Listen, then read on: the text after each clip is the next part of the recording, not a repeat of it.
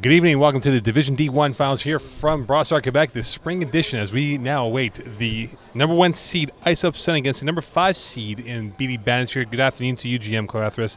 All right, GM, let's talk about this game here. You have the heavily favored Ice Up, who were minus a quarterback, against the perhaps quote-unquote Cinderella team in BD Bandits, who took out the number 1 and number 2 seeds to get to the final today. So I guess my question to you, Mo, then is, if they're missing their starting quarterback, are they really still the favorite?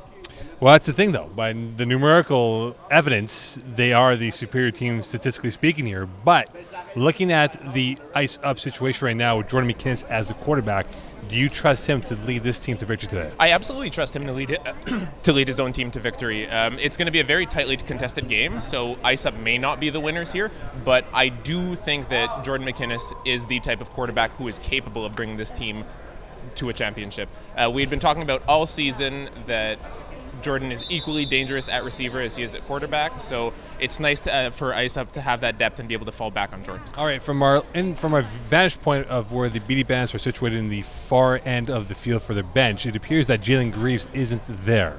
Now, if that is the case to be, how big of a loss is he for that defense? Because he and Steve Sanner have formed the 1-2 punch as probably the best cornerback duo in this division. I definitely agree with you on that one, and they sort of play off each other, right? Like when one is successful, their attitude will pep up the other, who will then start making those plays as well. So they do play off each other, and not only does it hurt to have the absence of Jalen, but his impact on how Steve Sanner plays as well will be seen in this game. BD Bandits 4-1-1 their last 6 games.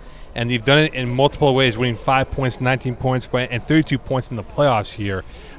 Could nerves be an issue for BD Bandits, given, again, how they took out some of the heavyweights in their conference to get to this point? No, I think that is quite the opposite. It makes them battle-tested. They've seen a lot of the top-tier competition, and they've been able to be resilient and overcome against them. Corey Walwaski has championship experience as well, so I think that he's the calm presence here to lead this team down the field. All right, as we get ready for this here, Ice Up in their charcoal grays with blue and white trim numerals, and of course the BD Bandits in their gold, or is that yellow? I think it's more of a mustard. Yeah, it's those hand-me-down.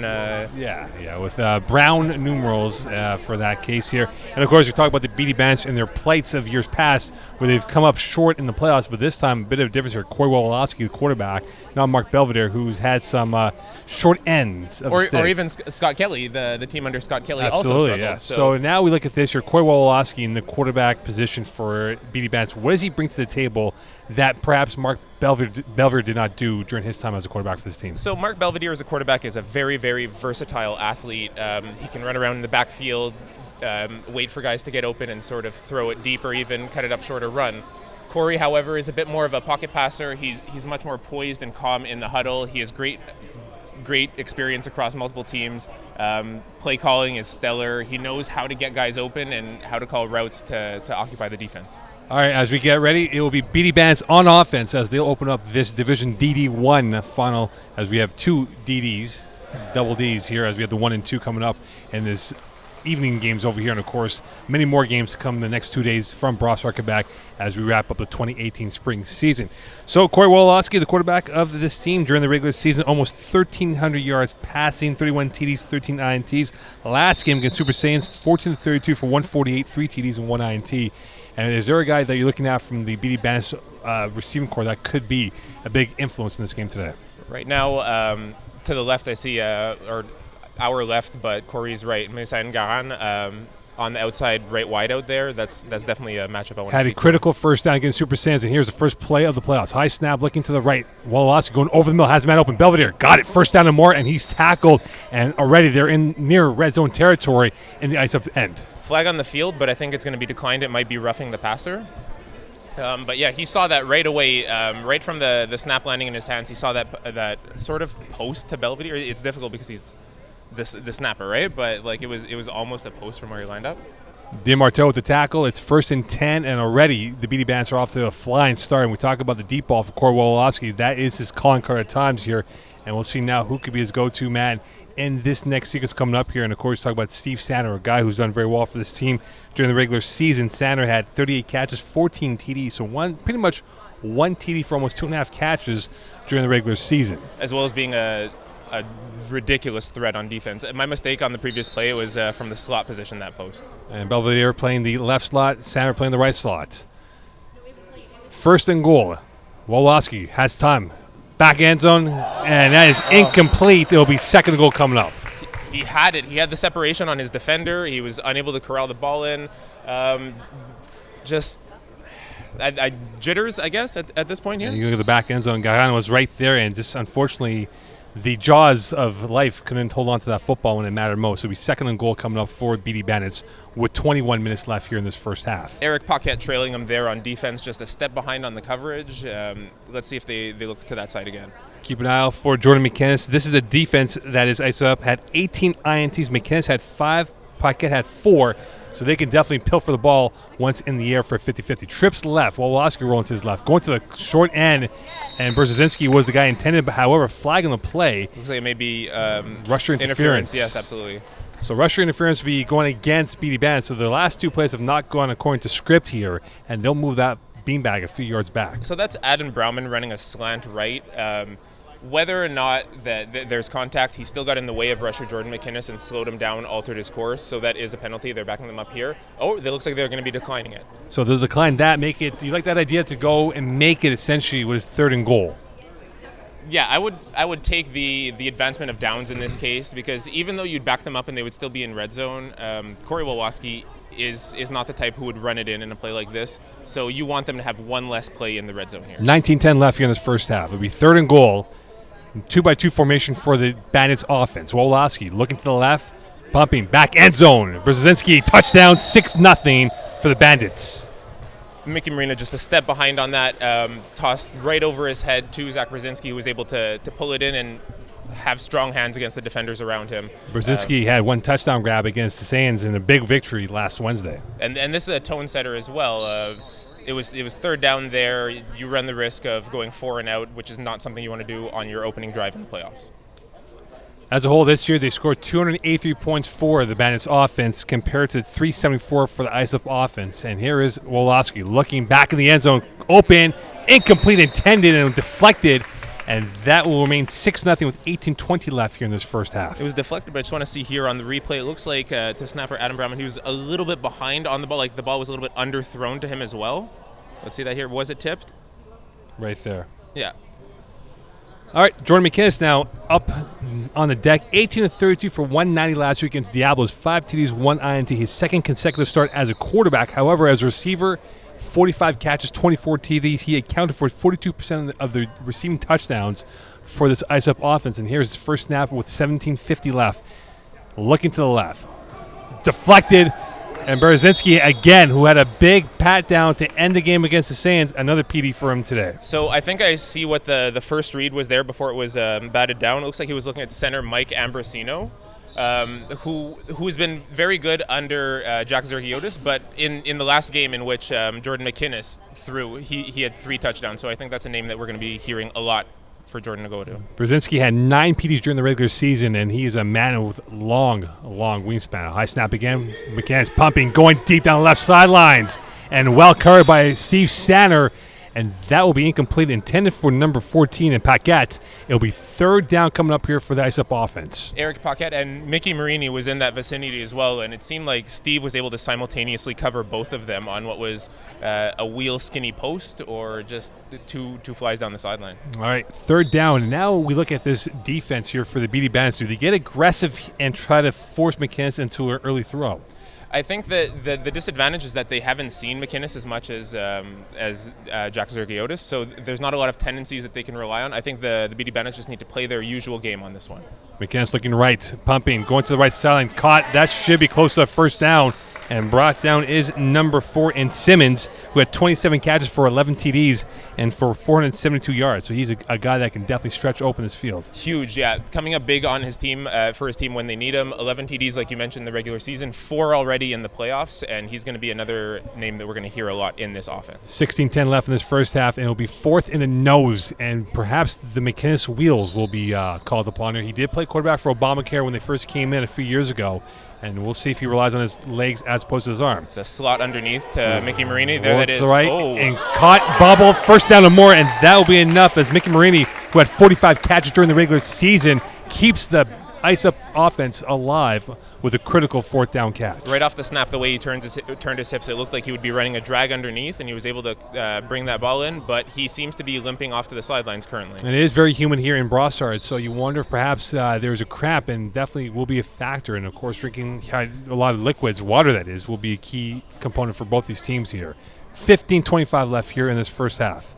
McKennis, 1st and 10, looking to the left. Going towards a short and caught, and that'll go out of bounds for a second down coming up here with 15:18 left. Once again, that center, Mike Ambrosino, one of the favorite targets, as we mentioned. Again, on that out, it's going to be very difficult, and Mark Belvedere is going to have to do something on that. And you wonder, again, the loss factor, Jalen Greaves, who is very active, and teams would never throw to his side here. Perhaps they're exploiting that to their advantage with Belvedere playing the right halfback on the defense for the BD Bandits with 14:54 left in this first half. It would be 1st and 10, or it could be 1st and goal, depending where the rush bag is. McKennis looking right, going towards the front of the end zone, intended for Simmons, and that is going to be incomplete. It'll be third down coming up with 14:35 left. Yeah, so it looks like the rushing bag is on the end zone, so it is not 1st and goal. Just looking around here, slow back to the huddle. Flustered ice up as they're starting to stall here. What's the move, Mo? Well, that's a great question. It's going to be ironic to see what McKinnis does now for a play call. Of course, Simmons has been his hot hand here, but we have yet to see the introduction of the other receivers on that core, whether it is the other Marini brother in this situation playing the left slot back, rolling to the right, that is. Back in the end zone, incomplete, intended for Simmons, and that ball was airmailed out of bounds with 14 to go in this first half. And you mentioned the other Marini brother. That other Marini brother is Max Marini. He ran a post on that last play there. Was just behind Steve Sanner, but on the rollout, it looks like McKinnis did not see him in that play. 13:45 left here as Simmons retrieves the ball, and now it is coming to do or die on this possession for the ice-up offense. And with this situation, you wonder now if Max Marini could be the guy if he's healthy enough. He's on the sidelines right now jogging to our right, and you wonder with him not there how big of a loss is that offense not to have him out there. He accounted for a ton of yardage and receptions in the regular season for that team. 45 receptions, 8 touchdowns. So through the hands, incomplete. Belvedere got his paws on that one, and a big stop on that play for the BD Bandits defense, who have been tenacious with their defense, bending but never breaking. And as a result, turnover on downs, it'll be Bandits ball going the other way with 13 to go. I like that. You see both of these teams here are missing some of their big names and star players on the team. However, that's not stopping the coverage. It's not stopping. It is playoffs after all, and it is the finals. BD Bandits coming up with a big play, big tone-setting play early on. On the roster for the Bandits, only Wawolowski and Steve Sanner have won championships, 2 in total, compared to the 3 for the ice-up team. And now it is 1st and deep inside their own end. Wawolowski about a foot in his end zone with 12:35 left. Wawolowski looking deep, going deep. Sanner, caught, touchdown. We'll see where that's marked absolutely. Off. It is. Yeah, great route there. It looked like either a fat post or a corner to the other side of the field, but just was able to get separation and enough of a look off from Corey Wawolowski before he aired that out for Steve to come down with it. And now it's a 12-0 lead. Do you want to go for 2, perhaps make it a 14? Do you go with the 1-point convert? I would go with the 1-point convert for now, get up by that amount, and then go for 2 in the next set. 12:06 left here. Ice up a little bit sluggish out of the gates. A bit of a disjointed start for them, whereas for BD Bandits, they have been flying all over the football on both sides. And here is Wawolowski to perhaps make it 13-0 inside 12 to go in this first half. Brzezinski and Belvedere to the left. Wawolowski rolling to the right. Underneath. Caught, touchdown, and that's the extra point is good. So it'll be 13-0 with 11:44 left. So you had mentioned McKinnis's experience on Obamacare, but aside from the few who have played and won that championship with Obamacare, there's not as much championship experience on this team. So is this a question of the jitters early on for them? Well, they have 3 titles across the board. McKinnis has 1, but of course, when you look at that, you wonder if that could be early nerves, angst for them. But we'll see now in this next drive coming up here. They were stopped literally inside the red zone. And now for Jordan McKinnis, he can ill afford to fall behind by 3 scores, down 13-0 with 11:10 left in this first half. Marini, the left slot, looking towards the right. Going short, caught, and that's going to be pushed out of bounds, and that'll be short of a first down. And now Ambrosino, who again has been the safety valve, who had 7 catches for 3 touchdowns last week against Diablos, has been a calling card for Jordan McKinnis in this offense with 10:55 left. So Ambrosino was not someone who you saw a lot of stats from in the regular season, but that does, again, have to do with the difference in quarterbacks. 2 out of the 4 touchdowns that Ambrosino had in the regular season were from McKinnis as well, so you can see that he is a favorite target in this different look offense than under Zergiotis. 2nd and 3, Simmons the right to wide out. Looking towards the right, he's going to Simmons. That's a first down or more, and he will be tackled by Grant, and that'll be more than enough inside the Bandits territory with 10:25 left. That's a matchup you saw that you liked, Amo, that he'd be looking to that side? Well, so far he's looked to that side. He's not gone towards the left as often, but of course he'll go to his comfort level, and we've seen that in the first few passes he's had today. And in those few times where he has gone to his left, either on the dropped slant to the left or the wheel deep ball where Steve covered the both of them, he is out of his comfort zone when he looks to his left a little bit more. 10 to go here in this first half. The Marini boys, and that is Mickey Marini playing the right slot back. High snap again, looking towards the middle, crossbody, and that is going to be incomplete. Drop ball, perhaps. Grant in on the coverage with 9:54 left in this first half. Yeah, Grant in on the coverage, but he still had his position on the ball and was able to secure it for that quick second. I think that in that instance, especially in a game like this, you really need to hold on to that. During the regular season, Grant had a pick 6, 2 PDs, 2 INTs, and 2 tackles. A man who's not thrown to himself that often in terms of the offenses going up against him, but right now they've held up very well with 9:33 left here, up 13-0. Jim Clarethus, Mocon on this call for Division D1. High snap again. Been a problem so far. McKinnis going deep, blocked, dipped, up in the air, picked up by Belvedere. Away he comes. One man to beat McKinnis. Spin move, and he's tackled.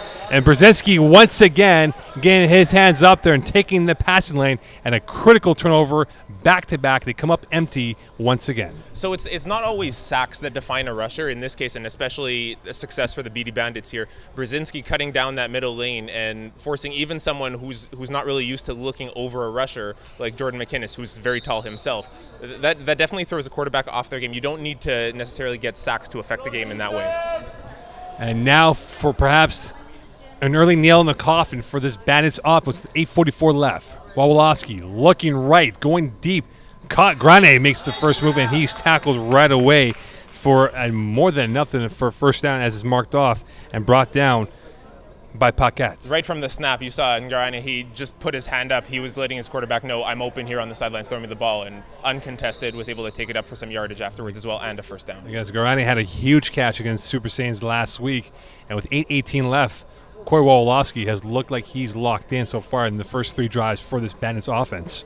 This team right now, this BD Bandits team, are showing their experience. They're showing their resilience, and I think this might also be a question of maybe Corey came in with a game plan to execute against this ISUB defense. Good snap, rolling to the left. Going to Brauman. He's got it, and he'll be pushed out of bounds, and that will be for, if not 2-3 yards. And he was brought down by number 7, Desmarteau, who had 18 tackles and 3 PDs with 7:50 left in his first half. Yeah, Mitch Desmarteau has been huge in the playoffs as well. 2 touchdowns and 1 interception in the semifinals game. They need someone on ISUP to come up big here on defense to sort of shift the tone. And now can the ISUP defense be stone cold and get themselves a turnover with 7:30 left in this first half? Wawolowski looking left, going to the left corner. Belvedere skying up there, well defended this time by Desmarteau. Desmarteau, I beg your pardon, and it's going to be second or third down coming up for this Bandits offense. Just a little bit off. He saw that matchup there on the corner route that he liked. Desmarteau, who is definitely shorter than Mark Belvedere, was still able to get up over him and bat that ball out. 7:05 left, and now GM, the question is, Steve Sanders has been the go-to kill shot. Is he the guy that could perhaps make it a 3-score game for this Bandits offense on this play coming up? I think that's definitely a fact that ISUP will know as well. If I'm Corey, I'd want to look here, either look off Steve and throw underneath to someone else, or try to get them off their game a little bit more. Rolling to the right, looking over the money. He's got all day McKinnis with a belated pass rush, incomplete, intended for Belvedere, and that could have been disaster because Wawolowski had all day to look and survey and see what was out there. It'll be 4th down coming up, and a big play for the ISUP defense going up against BD Bandits. Yeah, Wawolowski didn't like what he saw in that coverage. He threw it to Belvedere, but in a spot where only Belvedere would be able to catch it. Max Marini was real close to him, shadowing him just a step under the ball. So I think that you put it where your receiver can either catch it or nobody catches it. Big play. This could be a momentum shift for either side. One can pull away or one can keep this game within reach. 4th down, inside 6 to go.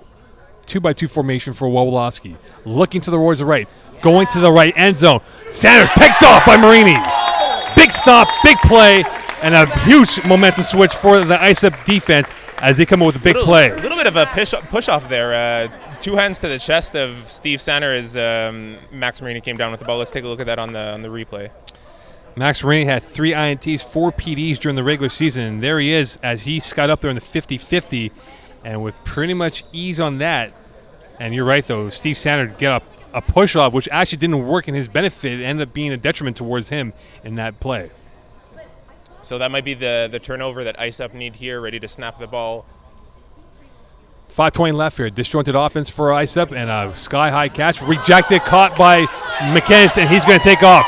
Brzezinski helped him on that play, and that'll be enough for a 7-yard, if not 8-yard gain. Second down coming up here. Belvedere on the tackle. So, interestingly enough, McInnes is now contributing to the offense, both as the quarterback and as a receiver. As we said before, he accounted for 42% of the offensive touchdowns receiver-wise. And with 4:55 left here, how important is this drive for this ISEP offense, that is? Because they score now, they get the ball back to start off the second half. Yeah, so your defense has just come up big for you. This is something that you need to do to keep the confidence up as well. It's a potential momentum-shifting moment. They need to capitalize now and bring in a touchdown. 4 players on ISEP had about 250 yards or more during the regular season receiving-wise, and here is Jordan McInnes, who's one of them. Pumping, rolling to the right, incomplete. That ball went to the other end.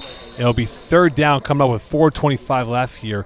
And if you are BD Bandits, do you start looking at timeouts to try to get back some plays knowing that you won't get the ball to start off the second half? I don't think it's necessary right now. You don't want to stop the clock and then extend a drive for ISEP if they're able to capitalize on a first down here. So just keep playing things as is. On that previous play, sending the center on a fly route and the 2 slots crossing underneath, he was just unable to hit on the sidelines, Marini. ISEP has won by an average of 13 points per game and wins. They're down by 13 here with 3:54 left in this first half. Simmons, the right wideout, and McInnes looking towards the left. Has all day. He's going to lock and he's going to throw it, and caught by Ambrosino, and that will be close enough to a first down with 3:40 left here. It will be a first down, and they'll move those sticks. Yeah, official Conrad Keeble on the sidelines there is indicating it's a first down. That's the first successful pass, it looks like, to the left side of the field. Let's see if now that's starting to open up, he'll hit that a little bit more. 3:28 left, and again, Jordan McInnes has been cool, has not really gotten off course here, and he knows that he is still in control if they get this points to go through for him. With 3:18 left. GM Clarethos Mocon here in the Division D-1 Finals from Brossard, Quebec.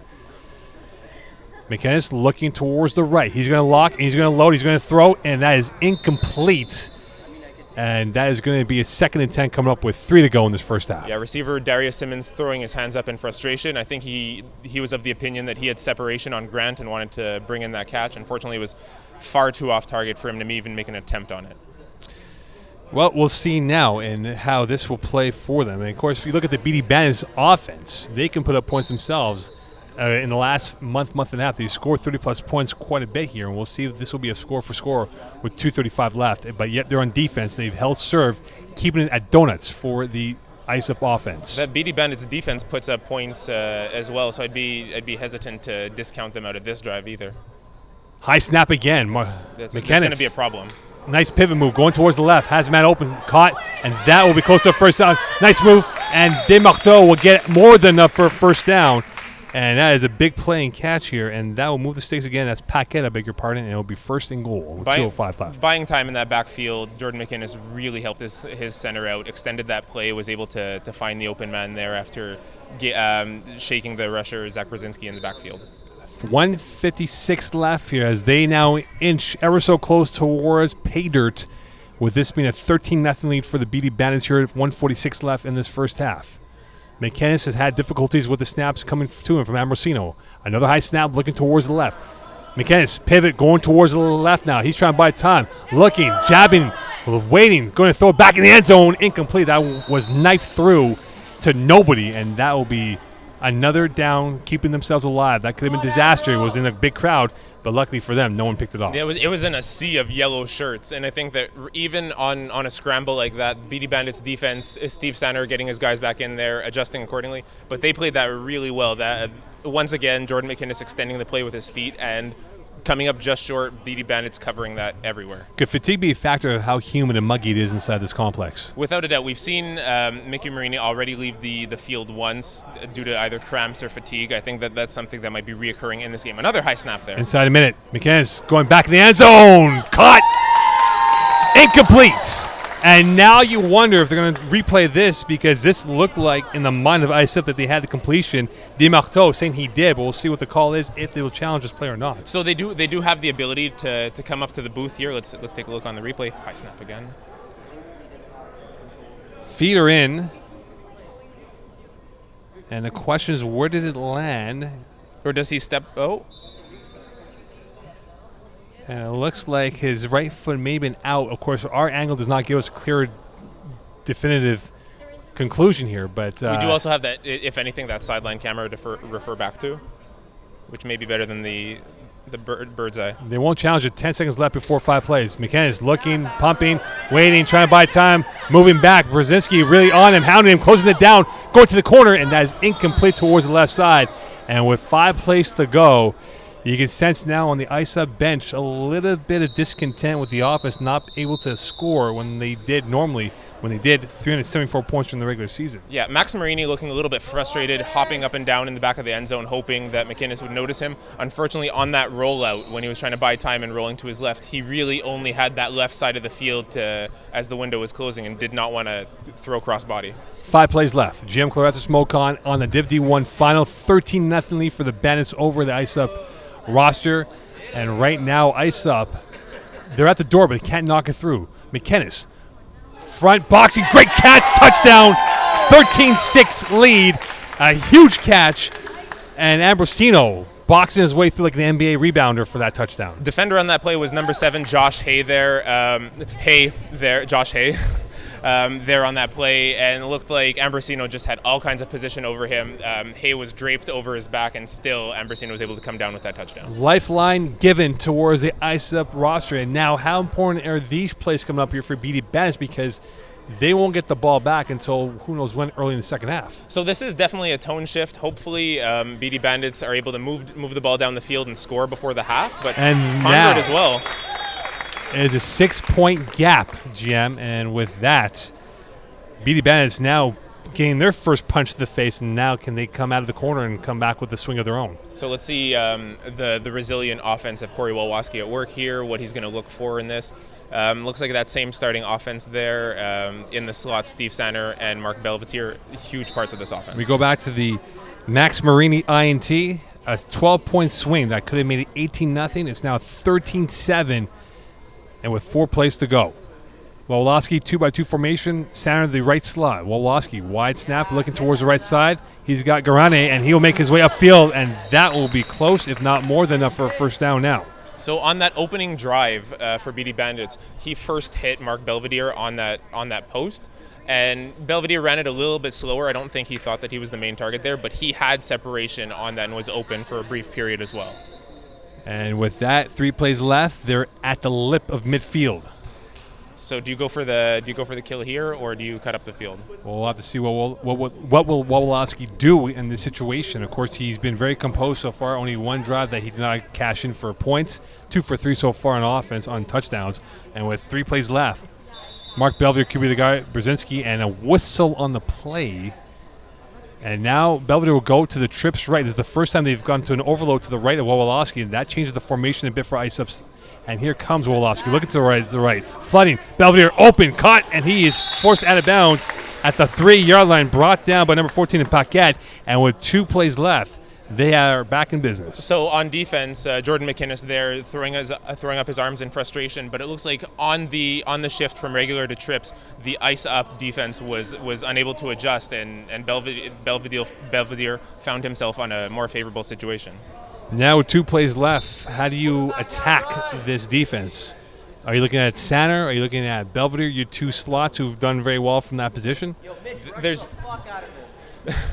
There's definitely a size difference on the outsides as well. I'd like to see maybe Mesa on a fade or a jump ball. I think he has that advantage. And he is lined up against number 17 I beg your pardon, he's lined up against Paquette, that is, number 14. And with 2 plays left, Brzezinski now moves to the left slot. Belvedere the left wideout, and he's watched by Simmons. Olowski looking towards the right. Has man open back end zone. Caught. Touchdown. 19-7 for the Bandits. That's a big play. That's a very, very big play for Zach Brzezinski there. He's been effective on the defensive side of the ball, contributing on offense as well here. Way to come up big for your team. During the regular season, 1 touchdown grab for every 2.5 catches, and that's a big one. He had a big one last week, 19-7. And we talk about momentum shift here, GM. They got that 2-score lead perhaps going into the second half with 1 play to go. So it's taking a little bit of the wind out of the sails, out of Ice Up, who are mounting a comeback there, but they will start with the ball in the second half and have 1 play to go here. Let's see what happens. Extra points could be vital for both sides with this being 19-7. Wowalowski so far 1 for 2, looking from the end zone, and that is going to be dropped incomplete with 1 play to go. Smart play there by number 10, Mike Ambrosino on defense. Seeing that the ball wasn't quite held in completely and just was able to get a hand on the ball and get separation enough for it to drop. So nothing left but the simple conclusion of a Hail Mary coming up for Ice Up. McInnes has the arm to throw it, and you wonder if maybe Simmons might be the go-to guy. It appears they're going in trips here. Yeah, overload to the right, trips right. And with the backside being Paquette, Sander in the end zone. He's the furthest deep along with 4 other DBs. It'll be a double rush. And here's the heave, and there's the long rocket launch. To Simmons, as you called? Well defended by Grant and Sander. Simmons was right there in the eye of the storm. And at halftime, 19-7 for the Bandits over Ice Up. Jim, are you surprised by the 2-score lead and the ineffectiveness of the Ice Up offense so far today? It's always surprising. I mean, we never know going into this game just how teams will react to the big stage and their opponents. But BD Bandits came out swinging in this one. It's been a very, very effective game for them. Corey Wolowski spreading the ball very well, finding his guys open. A small stall on a red zone interception, but other than that, BD Bandits have looked great in this. All right, so we look at the second half coming up. Bandits, do they deviate at all from their game plan, or do they keep on attacking, or do they go a little bit more of a conservative approach with a 2-score lead? I think that because Ice Up are starting with the ball right now, they need to stay as they were. Maybe if they get the turnover here, absolutely. They could play a little bit more conservative, milk the clock, slow down the pace of the game, and force Ice Up to really hit the pedal to the metal and start airing the ball out. All right, yes or no, this drive coming up for Ice Up, will this prove their worth of whether or not they keep themselves alive, or if they don't score now, is this game all but over at that point? Yes, so this is the turning point of the game for Ice Up. They're absolutely capable of mounting a comeback, but it all starts here. And if they're not able to score on this first drive, it's going to be very, very difficult for them going forward. Fascinating look at the second half here. Ice Up, the number 1 seed at 8-2, coming up against the BD Bandits, who are the 5th seed on the other side of the bracket at 6-2-2. And right now, we are 22 minutes and 5 plays away from the Bandits realizing the elusive trophy that they've been hunting for many years under various regimes at quarterback in the winter season. And here they are, Jim. What's going through their minds right now? You've been in this position before in the finals. What's going through their minds right now? Is there any nerves that could bubble up in this attacking progress that they have? You really hope not. I think that the whole point of this game, and especially when you're ahead going into the second half, is you can't let the game sort of catch up to you, the weight of the game. You keep doing what you're doing, what brought you to success in the first half, and you don't deviate from that, and you don't let the intensity of the moment catch up, because that's when you start to lose it. And now we should be back with a 2-minute break here. I'm surprised they're really doing a Super Bowl-like break here with a 2:45. Now they're going to readjust that here. And now we get ready for Jordan McInnes and his offense to come back out here. Speaking of readjusting, it looks like they've lined up the bags on the wrong side as well. Bags seem to be set up on the BD Bandit side of the field when it will be Ice Up who start with the ball. And, of course, for Mickey Marini, who is coming back in the game, you can sort of see he's limping a little bit. If we get our cameras on him right now, guys, he's limping slightly. And you wonder for his physical health, how he is, if he's fully or near or maybe 3/4 of where he's supposed to be. On that offense, it looks like he's going to be lining up in that left slot position. As we mentioned, he's been a key part of this team on offense, accounting for a lot of receptions and touchdowns throughout the regular season. And he's a safety valve and a familiar face for Jordan McInnes at quarterback.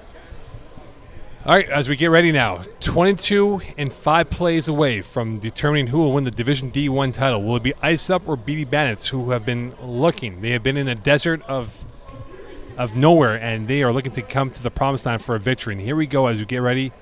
And we'll keep an eye out for the snaps. You were quite high, and if Jordan McKennis wasn't 6'3" plus, that's saying something. If they're high snaps and he's such a tall player. You wondered though, Jim, if it was maybe a 5'9" guy, we're talking about maybe lost yards, if not safeties, going the other way. Yeah, not a chance that someone shorter than Jordan would be able to catch those. 5 seconds away from starting off, and here we go. Scott DeWitt blowing in the whistle, and we are now underway in this second half. Ice up back on offense.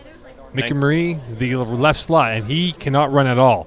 Max Marini can run, spin move, and he will catch that for 7 yards. Belvedere with the tackle. If you are ice up, is that worth it to keep Mickey Marini out there? Look, you've got to be the master of your own destiny. If you say that you're good enough to play in this game, you need to be able to deliver and run those routes 100%. If not, make space for someone else on that team to come in. But he's been a playmaker for his team before, and let's see if he comes up big again in this game here as Ice Up are about to snap the ball. We'll keep an eye out for Marini and how he is running. And he is running gingerly. McKennis going deep middle, caught. Ambrosino bulldozing his way up ahead. And Garani with the tackle with 21 minutes to go in this second half. So Mike Ambrosino snapping that ball there. It did come in a little bit later than the previous snaps have. However, it was a lot more on target, and Jordan McKinnis didn't need to make as much of a play to jump up and catch it there. Gave him time to find him in the middle. He has been a production man during the playoffs. Regular season, 5 catches for 112, 4 TDs. And this playoffs alone, he has 4 touchdown grabs in the last 2 games. So he's equaled his total in the last 2 games. As we approach 20-40 left, McKennis looking left, flagging the play, back in the end zone, jump ball, and it's incomplete with 20-41 left. Looks like we might have interference on the rusher. So if you are BD Bandits, do you take them down or you move them back? I would absolutely decline the penalty and take the incompletion. As we mentioned earlier on in the broadcast, you want to give your opponent in the red zone fewer opportunities, not more. Jim Claretta Smoke on here. It has been a good flow to the Division D1 final. Like this game does not feel out of reach at all. Like Ice Up right now, they've been marching. It's do or die for them here, but they can still mount this comeback early on. It's at 20 to go here in this second half. And Steve Sander playing the deep safety position, and we'll see if he's going to keep a real hawkeye on wherever Ambrosino goes moving ahead here as we have 19:55 left. It's maybe man here. McKenna's looking towards the left, and that is through the hands, and you wonder, and you see the frustration from Mickey Marini. If he was healthy, perhaps that's a catch and yards, but right now he looks incapable of catching those routine balls right now. And while he's trying to get separation and McKinnis is looking at him, Brzezinski with another great rush, taking out the middle of the passing lane and coming in strong and forcing McKinnis Has to get that the ball impacted out. the throwing motion of McKinnis, who's gone probably a little bit wider than normal? Well, absolutely. I think that, as we mentioned, McKinnis is very, very tall, and it's not often he has to throw over someone or account for someone's height. So this is very, very disruptive and something he's likely not seen a lot before. Simmons the left wide out. Good snap. Looking towards the deep left. Blocked. Caught. And that is going to go for probably 4 yards. This time from number 14, Paquette. And Brzezinski has had 2 batted balls completed. And you wonder if that ball was still up in the air, that might have been a pick 6 going the other way. I don't know about that. It had some high trajectory to it. I think it was the intended target in the back of the end zone was Darius Simmons, but number 14, Eric Paquette, able to catch that ball and bring it up for some yards rather than it being a more disastrous play. 18:43 left in this second half. Inching closer are the Ice Up offense. Rolling to the right. Front end zone. Caught. Touchdown. A big play this time from Max Marini, and it's now 19-13 with 18:28 left here. Pending the convert, could be a 5-point gap. Man defense again. It looked like there. The defender trailing Marini was Josh Hay, who's been the name we've mentioned both times that Ice Up have scored. So I think at this point, McKinnis is starting to see a matchup that he likes, and he's going to hit that more and more. And we see the replay right here, front of the end zone, and the confidence of Marini is showing right now. And you wonder now, Jim, pending the extra point, whether it's good or not, if the pressure has gone back towards the Bandits up by a score with them opening up their second half. Pressure is always on, as we say that you don't really want to. Picked off, and away they go. The Bandits have it, and they'll be tackled for no point in return, as that was brought down by Hay. And now it's back to the BD Bandits and Corey Wololowski, and with 17:35 left, plenty of time for the Ice Up defense. Can they now pilfer a turnover in their favor, which they did once already with Marini? Can they go again the second time? They can indeed, and because Ice Up were able to score here, I think that BD Bandits can no longer play that conservative sort of game. They need to keep the foot on the pedal and play strong here on offense. 17-10 left. Wawolowski looking right short. Sander caught 7 yards, and he'll be tackled just shy of the first down back for 8 yards. It'll be second and 2, that is, with 17:03 left. It's the smart way to do it right now. Not stall the offense, but take as much time as you can, hopefully score to once again put the game up by a two-score difference, and try and shave as much time off the clock as possible. 16:45 left here in the second half. Mark Belvedere, we've not mentioned his name as often on offense as we did on defense, the left slot back.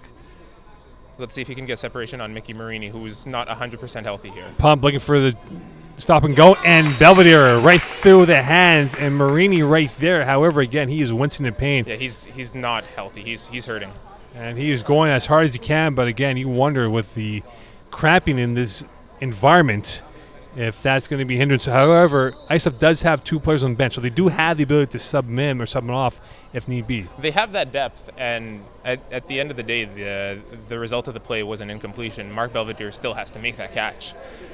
So I think that that one was on the BD Bandits, and specifically on Belvedere, who should have made that play. Inside 16 to go in this second half. Belvedere the left slot, Sander the right slot. With 15:53 left. Wawolowski, low snap, rolling to the right, looking, going deep, has a man. McInnes well defended, and that may have prevented 6 points. And now it will be It's a critical play here. Great play, though, from Jordan McInnes coming across the field and able to get a hand on the ball and preventing Garane from bringing it in for a touchdown, as you mentioned. And Garane was right there. Just unfortunately, the ball had too much air on that. McInnes was able to make up the lost ground. And now it's 4th and 1. This is another defining chapter here for this BD Bandits Ice Up game. Can the Bandits prolong their drive, or will Ice Up have the opportunity to stop and perhaps get the ball back and go for the tie and score? So it might be man here on defense for Ice Up. Lock up and go with 15:05 left. Wawolowski looking towards the right. Left, man open. Picked off, incomplete. And you know, for Marini, Mickey, if he was healthy, we're talking 6 the other way. However, they get the ball back as a consolation prize going for them. On 4th down there, typically you do want to bat down a 4th down pass anyways, but when you have the playmaking ability like Mickey Marini, on a healthy day, yes, he absolutely would have brought that back for 6. For now, Ice Up have the ball, down 6. They have the opportunity to score and tie up this game. And now could it be angst starting to settle in for the BD Bandits here? They will have to be another bend but don't break defense once again. And here's McInnes looking to etch his name in history. McInnes looking for the tie. Simmons, incomplete. Garania right there. And you wonder if that ball had too much air, if it was more on a line, that could have been a touchdown. That is the exact same play that Jordan McInnes had benefited from on defense. Now the defender, Ngarane, who was able to stop Darius Simmons from catching the ball on a pass that hung in the air way too long. And now 2nd and 10 with 14 minutes to go in this ball game. It has been riveting on how many twists and turns we've seen so far in this matchup. Very, very interesting. As we said, we can't discount either one of these teams right here. 13:45 left. McInnes looking short. Simmons caught in front of Garani, and he'll be tackled for a 7-yard gain with 13:38 left in this ball game. So someone who's been so used to throwing the deep ball throughout their multiple seasons as quarterback, I think that at this point in the game, Jordan McInnes needs to focus more on those short hooks and just cut up the defense as the momentum is starting to swing back their way. 13:22 left. And you wonder now for McInnes if he's getting a little bit antsy trying to get that tying touchdown. He went to the end zone the first play. Will he go to the end zone on this third play coming up with 13:13 left? Marini, the left slot, and a bad snap, and the one error this time cost them, and that will move the Bags back a few more yards, that is, and makes it extremely long. 4th. That's a big one because it was 3rd and 1, and even if it was a little snap that he still could have caught, McInnes could have potentially ran for that first down, but they're severely limited here. It looks like it's 4th and 6 now. Now, do you go for the touchdown or do you go for the first down? You have to get the first down here. It's too high a risk to not come down with the ball on a touchdown. Better snap. McInnes for the first down. Incomplete turnover, and the Bandits avoid a downfall, and they get the ball back with 12:30 left. Darius Simmons struggling to catch it there on either a curl or a hook and comeback. But even if he had caught it, it looked like he was still a little bit shy of that first down, so it all would have come down to the tackle there. Unfortunately, he doesn't catch that ball and make a big play for his team. 12:13 left in this ball game, and now the Bandits have come up with their own stop. Can they now cash it in to make it a 2-score lead once again as we approach 12 to go here? Jim Clarethus Mocon, a Div D1 final from Brossard, Quebec. And right now it has been a boxer-like fight. Body blow after body blow. Who can get the knockout punch? We mentioned in the preview, the podcast preview, that this is definitely a game that would not be decided by one turnover, and both teams on defense have been coming up big here. And now for Wawolowski, looking to come up even bigger. Deep and caught, and that will be close to a first down. Caught this time by number 7 in Hay, who had 12 catches for 2 touchdowns, had 1 catch for 6 yards during the playoffs so far. Crossing route there with the slot, Steve Sanner running a short out, and then from the wide out, Hay, as you mentioned, running a deeper in there, and Corey just picking the matchup he liked better. 2nd and 1. So Wawolowski does have that luxury of maybe using a play towards the end zone, with this being a 2nd and short scenario for his offense. Without a doubt, like this is one where you want to test someone here. And who will be tested on this exam? I would put Grant on that right wide out. Wawolowski pressured, and a flag, and that'll be a first down as Desmarteau interfered with the right hand of Wawolowski, and that gives them an early Christmas gift in August. We mentioned I mentioned Greg Grant on the left wideout there, kind of alone on the sidelines. Let's see if Corey notices that and goes back to it, especially with a not 100% Mickey Marini. 10:43 left. The clock's slowly starting to become the enemy for the Ice Up team and the ally for the BD Bandits. Now the question is, can the Ice Up defense come up big again as they did late in the first half? First and goal outside the red zone here. So Wawolowski has the luxury to perhaps burn a play and probably chance it into the end zone unless he wants to matriculate it down a little bit more. 10:20 left. Wawolowski looking towards the right. Crosser. Caught. Grant. 1 miss. Spin move. Touchdown. Big play there. Capitalizing on a couple of mismatches, just taking that slant in, able to catch it, shake a defender, and waltz right into the end zone. And that could be the dagger in the hearts of the ISA defense with 9:54 left here, and they're down by 2 scores, 25-13, and they're going for 1. And now for the ISA offense, looking ahead here, GM, do you perhaps go deep on the first play to try to minimize any clock? First of all, it's we're hearing from the audience who are disagreeing with Grant's flags, but I would have gone for 2 here. Potentially put the score up by 14. Really put the onus on Ice Up to have to score and convert on both as well. But the BD Bandits are going for 1 here. Well, we'll see now. This could be a 13-point lead, or it could be a 12-point lead, or even an 11-point lead. And here is Wawolowski rolling to the right, pumping, back end zone, to the trees, caught, touchdown. And then drop ball, injured player, that is Hay, who's down as he may have landed on his face. So his face may have prevented the extra point. We'll see the replay on that one. He had the ball, and I think that the ball only really came out when his face hit the turf, unfortunately. And there he is, skying up there over 2 Ice Up defense and bobbling it. Yeah, catches it there in the breadbasket. And watch the face, bam, right there. Not the most endearing landing for him, as it is not the Olympics right now for gymnastics. 12-point lead. 12-point lead, 8:40 left. And now for Jordan McInnes, we'll see if he might test the deep ball with Simmons to the left wideout.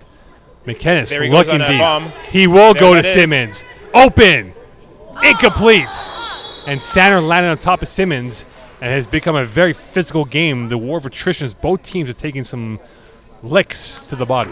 So Mason Garan definitely got burnt there along the sidelines. Thankfully, from the middle, Steve Sanner, playing that deep safety position, was able to get there just in time. And here's a replay as good ball, and Simmons had, I think, 2 if not 3 steps on Garan, and unfortunately for him, Sanner just comes out of nowhere on that play. Right there, bam. And that prevented the touchdown with 7:54 left in this second half. So they went for the deep ball, and now for McInnes, he might have to slowly move the ball up ahead and be smart with the time clock in his pocket. Pumping, thought about going to Simmons. He will roll to the left. Brzezinski now taking him out of bounds, well angled by the pass rusher. And he pretty much got himself a de facto sack on that play by making him go out of bounds. Yeah, it's a sack for half a yard. It would have been a little bit more favorable even for McInnes to have ran for 1 or 2 yards because now he can run again because that is being considered a sack. Not seeing what he liked on offense for the separation on his receivers, he chose to tuck it and run instead. And now with 7:13 left here, you project what, 2 if not 3 more possessions max in this game, GM? Unless there's a quick score here and then a quick score back, yeah, it's not going to be much more than that in my opinion. And this might be the last 2 bullets for Ice Up. Going short, incomplete. Marini was open on the right side. That ball intended for number 14 in Paquette. He dropped that ball, and now it becomes 4th down with 6:48 left here, and this is pretty much do or die at this juncture of the game. Yeah, Mike Ambrosino at the snap position along the middle of the field there, and that 10 hook was open, but I think that with that rush from Brzezinski, McInnes was just unable to see it. 6:35 left. And now who will get the calling card going their way? Will it be Marini? I think so, but I think it's going to be Max Marini and not Mickey Marini here. Ambrosino's been that guy up the middle. We'll see if he'll be called upon. Simmons has lost a little bit of confidence, perhaps. He's dropped a couple of balls his way. We'll see now. High snap. McInnes looking towards Simmons. He's going to go towards the sideline, and miscommunication as Simmons was zigging. That ball was zagging out of bounds, and it's now a turnover. And now the nail in the coffin could be all she wrote for the ISEP team. So we talked about that before when it was potential to go from a 2-score to a 3-score lead, and BD Bandits were unable to capitalize and score. BD Bandits still need to score here to put this game out of reach, because if they don't, ISUP still have the ability to march and come back on that one. 5:45 left here. The Bandits in no rush at all as they are now taking their time in the huddle. Corey Wawolowski is 5:35 away from winning the Bandits their first ever title. Very smart to slow down the pace of the game here. Ice Up are frustrated, they're antsy, and prone to making a mistake, especially with the Bandits being as cool and collected as they are. Looking to put the varnish on the trophy right now are the Bandits offense with 5:20 left in this ball game. Wawolowski rolling to the right, back in the end zone, touchdown, 31-13. They're in points, and now the sense is the championship might be going to the team in gold. Adam Brauman with a great snap and route there, just a little drag out. Corey watched him a little bit to look off the defenders and then find Steve Sander right in the middle of the end zone for a touchdown for them to go up 3. Huge play to put the game out of reach. Is this game all but over now, GM, in your mind? I think so. I think that even if on the next immediate play Ice Up score, BD Bandits and Corey are patient enough that he's going to milk as much time as possible on that clock and still try and score to keep this game out. 4:35 left here. Wawolowski can make it a 19-point gap. They'll still be in points. Great one-handed catch on that snap. Short, Belvedere, and he is going to be stopped at the lip of the goal line. 4:24 left here. And now for ISEB, they can ill afford, and I'm surprised not being a little bit more urgent in getting the huddle in check moving ahead. Well, here's hoping, right, that Jordan McInnes has his play already in his head and is just ready to execute. Too many men on the field right now. Someone's kind of waltzing to the sideline there. This is quite surprising how lax they are right now, and a bit of confusion who's going to be the 6th man. Inside 4 to go. They have wasted about 15 seconds of valuable time, and now they get things organized with their lineup. Simmons, the left wideout. Max Marini, the right slot back. Caught at the tippy toes of the sideline by Ambrosino, tackled by Hay, and a little bit of frustration from Ambrosino with 3:35 left. And number 7, the right wideout for Ice Up, Mitch DeMarteau, looking very lackadaisical as well. Didn't really run a route there. Left the huddle very slowly. It looks like at this point Ice Up know this game is very out of reach for them. If they can somehow manage to get a score right now, we'll see. Middle almost picked off by Belvedere, intended for Ambrosino, and with 3:09 left here, and it feels like McInnes knows this game's all but wrapped up for BD Bandits. Yeah, hands on his hips. Players are slow back to the huddle and sort of exasperated. This one looks like it's out of reach for BD Bandits at this point. As calm as they are, they're probably excited inside right now, the BD Bandits, that they are only 2:45 left away from winning their first ever title at the FPF level. McInnes looking left, going towards the sideline again. Incomplete, one-handed grab, no good for Ambrosino with 2:38 left. 4th down, and this is the last bullet in the chamber for Ice Up to keep themselves alive. 4th and 3, 4th and 4 here. Especially with the frustrations of his receivers, I would look for Jordan McInnes here just to run for that 1st down and extend this drive, because otherwise... and it looks like they might be running a wildcat formation with Max Marini, who's going to take the snap and run it for a 1st down. And he has played quarterback in the years past. And we'll see now if Max could keep this alive. He's the lefty, actually, and is only at 4th in about 4, if not 3.5, with 2 to go in this ball game. Definitely a wildcat. He'll likely run to the side, the ISO side. And he's rolling to the left. Throw. Caught by Simmons. Alive is the drive. And he's tackled inside the Bandits territory by Grant with 1:51 left here. And now they'll have to hurry up. And again, they're taking their time like the Eagles did in the 2005 Super Bowl against the Patriots when they had to go for the game-winning touchdown. So a little bit of trickery there. A lot of people, especially myself, assumed that he would be running on that play. He rolled one way, cut back, and then was able to find Simmons, who was coming underneath with a couple of hooks ahead of him, and was able to dodge defenders. He will remain quarterback for this drive with 1:25 left. High snap, rolling back to the left. Now he's going to take off. Marini down the sideline. One move, and he is tackled by Belvedere with 1:19 left, and that may have prevented any signs of life for Ice Up as they now are hurrying up towards the line of scrimmage with 1:10 left. Now they've noted the urgency of the clock, it seems, with only just over a minute left to 5 plays in this game. At this point, especially with that trips formation with Darius and McInnes on the left, I would look for a fade to that left side of the field. They need to score now with 55 seconds left in this ball game. Marini rolling to the left, looking, cross body, caught by Simmons, tackled by Sanner. 48 ticks left here. I'm surprised they're not using that timeout, though, GM. I think it's very much a question of too little, too late at this point. Like they needed to be at this sense of urgency 4 minutes ago when they first got the ball on this drive. At this point, there's not a lot that can be done here, being down 3 scores. Bandits now 28 ticks away from winning their first FPF spring title in their franchise history.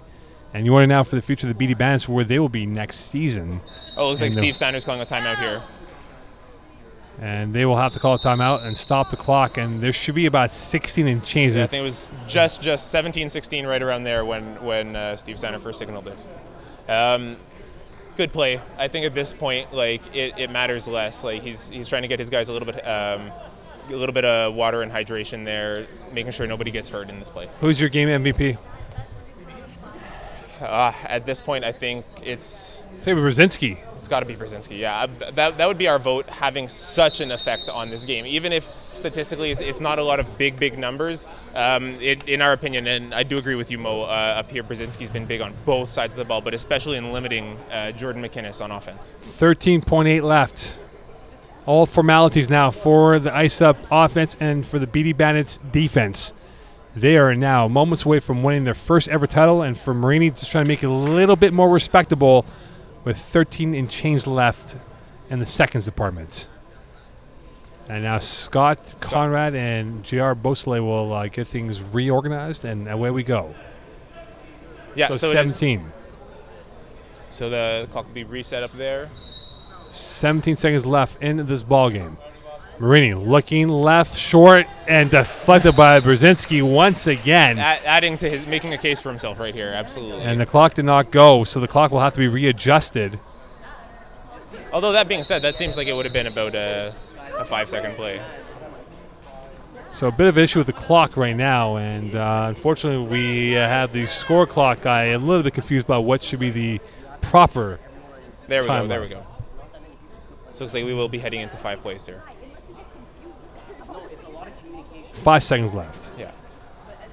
Well, partner, it's been it was one of those not like high and low games. It's a smooth It's drive. been a consistent game. It's been a pleasure to do it with you, Mo. I'm very excited for the BD Bandits to have their first championship as a dynasty. A lot of the individuals on this team have been familiar faces throughout this league, so it's nice to see them get that recognition here on the big stage. Marini, short and caught by his brother, Mickey Marini, to make it a bit more respectable, 31-19. And now it's all going for 2, 5 and then plays. 5 plays afterwards. But we'll see if they might wave off the 5 plays here in this. Both teams might do it, though, Alex. We'll see what happens. So Max Marini signaled to go for 2 here. Do you see Jordan McInnes dropping off as a halfback, or are they going to air it out to him for a jump ball? I think they have to jump ball that to him right now. I mean, even McInnes knows what if. And we talk about the missing link in their quarterback page for them. This is big for this team. Zergadis could have been a difference maker in this ball game, but he is not here today. And as a result, ISUP will lose in the final. Marini rolling to the left, waiting. The lefty going front end zone, picked out by Sander. And with 5 plays left. Looks like that might be game. And a little bit of a preempt celebration here by BD Bandits, as they thought it was all but done, but now it's going to be 5 plays remaining. 5 plays left here, and if they get the first down now, the game is all over. And so the crowd is urging the ISUP defenders to take the field and make a play here. that is it. They need to make multiple plays. I wonder what the ESPN index probability of that happening. Astronomical. Be long. Yeah. Large. All right, here we go. Wawolowski needs 10 more yards to wrap this game up. Looking right, pumping. Open. Championship. BD Bandits are now your BD champs. They are your 2018. They're Division D1 champions, and they have lifted the gorilla off their shoulders and have finally found success at the FPF level. And you can see from their exhilaration, the sense of relief on their shoulders have been lifted off. You hear the applause of the crowd. Very, very exciting game from start to finish here. Very well deserved for the BD Bandits. Very happy to see this end result. GM, what a turn of events here. Many thoughts that ISUP had that edge coming in, but the BD Bandits, the team of destiny perhaps, coming through when it mattered most, and they got themselves a championship, and now they can celebrate into the night. Absolutely. BD Bandits battled against the adversity. They were the lower seeds, and a lot of the matchups that they played throughout the playoffs were able to overcome in each of those games. So very, very well deserved. And Steve Sander getting the trophy, giving the first kiss of what will be many kisses. I would recommend to watch that trophy, though. I would absolutely recommend to watch that trophy. Don't drink out of it either. No, it's a bad idea. No. Even when you wash it. Yeah, even when you wash it. Even when you wash it. Very excited to see who that finals MVP will be. Pease Dillery's on the field right now, ready to hand it. Looks like it has indeed gone to Corey Wawolowski. So Wawolowski, your quarterback of the team and the MVP of this game. As the BD Bandits win 31-19 over ISUP, a tough pill for ISUP to swallow, knowing what they had on their mind. But again, things didn't go their way when Mickey Marini went down early on a catch and was never healthy, and that kind of offset the course for the offense and defense moving forward. Missing pieces on the team as well, so everyone having to play a little bit more reactive under the Jordan McInnes offense. Stalled a little bit early on, and it looked like ISUP were never able to come back from that. You see Steve Sandler looking at the past winners on that trophy, as the Bandits will have their name etched onto the trophy moments from now, as they'll take the customary team photo, which they will have forever. And they now, looking ahead here, GM, for winter season, what do you forecast them as a team? I think they're strong enough that they would be able to compete and do well in Division 4A. I think that would be the ideal landing spot for them. With the players that they have on the team, they'd still be able to register and not sacrifice anyone due to cap issues. I think it would be the perfect landing spot for them. GM, job well done by you. Job well done by BD Bandits, as they are your 2018 spring champions for Division D1, and now they'll go and join to the Brossard Knights, their first championship. And Mo, I can't not mention you, so job well done by Mo as well. President Rob Campana down there taking the photo of freshly minted champion and playoffs MVP Corey Wawolowski there. Congratulations. Without further ado, a big thank to everyone who tuned into the Division D1 podcast over the course of the season here, and to the producers and, of course, the man behind the project here, Rob Cabana, for allowing us to do what we do. So on behalf of the entire crew here. Oh, it looks like we will have an interview with Finals MVP, I beg Corey your pardon, Wawolowski. Yeah, so Corey Wawolowski will have the interview. And from there, let's go to Pizza Della Rizzi with Corey Wawolowski. Corey Wawolowski, the quarterback for BD Bandits, the now champion BD Bandits. Corey, what was it like to come into an established franchise, take over, and finally lead them to a championship? It's nice to take over for Belvy. I mean, he was a leader for the team for a long time, so it's my first championship as a QB and our first championship as a franchise, so it feels really good. Corey, I read your body language after you threw that interception in the corner here. You're a little bit down, but you kept your focus, got your way through it. What helped you turn the corner on that turnover? I guess it didn't. At first, it hurt. It didn't hurt so bad after though, because fourth down, so it actually helped us a little bit. It gave us an extra 3-4 yards for them on offense. So it wasn't the end of the world. We were already up by a score or two, so I knew that our defense has been playing well all playoffs, and they'd be able to shut them down and give me another chance. So I had to just refocus for the next one. So if we look at the guys in your team, I want to know what role they would fill in an IKEA wardrobe. So who's the Hemneys of your group? Oh man, I don't know. Let's do Steve, good in the bedroom. Yeah, I would imagine. Yeah, Steve, good in the bedroom. And like, who would you imagine coming out of a Billy? Oh, Billy's the IKEA staple, so we got to go Belvy with the Billy. There we go. Well, buddy, I couldn't be happier for anyone winning his first championship in FPF, if I'm not mistaken. Second, but first time as QB. And really, the job you've done this season has been absolutely amazing. So, as one big man to another big man, truly appreciate you, buddy, and congratulations again. Thanks, I appreciate it. Have a good day. Thank you very much. And again, a job well done by BD Bandits to win the championship. On behalf of the entire staff and crew here, we wish you good evening. BD Bandits, your 2018 Spring Champions.